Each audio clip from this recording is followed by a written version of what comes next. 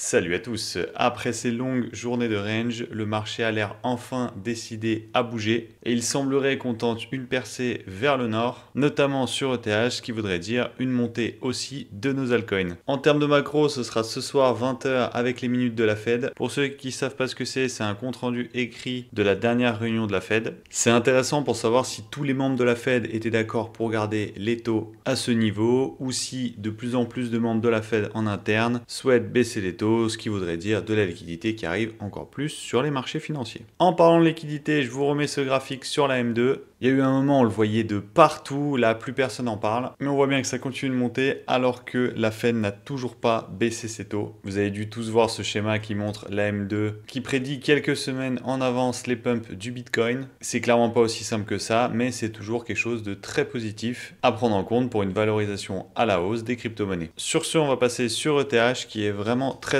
beau. On voit qu'il va essayer de break ce petit high juste ici. Après, il va sûrement réagir dans cette grosse zone. Et s'il arrive à la traverser, pour moi, c'est vraiment un road to cette zone ici. Donc 3100 sans aucune difficulté. Donc vraiment, ça nous ferait un beau plus 18% sur ETH. Si jamais ça commence à y aller, ça peut très facilement venir juste ici, hop, une petite liquidation. Et si jamais ça vient breaker ça avec force, là vraiment, il n'y a rien qui le retient. Tout ça là, c'est du vide, hop. On y va ici en ligne droite, ce qui nous ferait une très belle valorisation sur nos altcoins. Parce que je vous le rappelle, la clé sur nos altcoins, c'est ETH, puisque la légende urbaine veut que si ETH perf, après ça va se déverser sur nos altcoins. Que ce soit vrai ou faux, on s'en fout. Ce qu'on veut, c'est juste être dans le train pour gagner de l'argent. BTC, c'est un poil différent. Si jamais il arrive à casser ces petits sommets juste ici, là, il y aura de la résistance ici, il y aura de la résistance ici, donc je le vois bien s'arrêter par ici, là, dans cette zone, pour pourquoi pas aller casser après. Mais je le vois bien moins performer que TH, ce qui serait vraiment pas inédit. On a déjà vu ETH et les altcoins qui performent pendant que BTC fait pas grand chose. Ça se transcrit bien sur la BTCD qui est en train de baisser. Après, faut pas s'exciter, hein.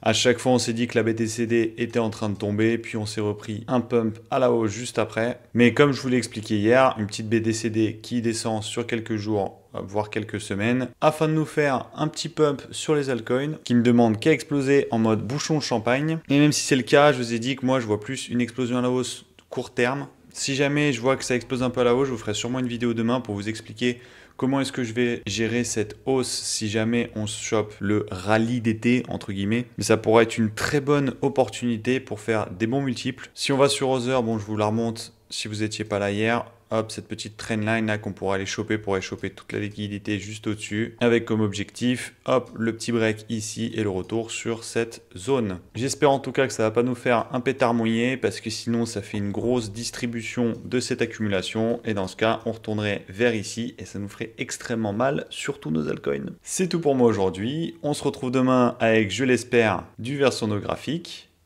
Tchuss!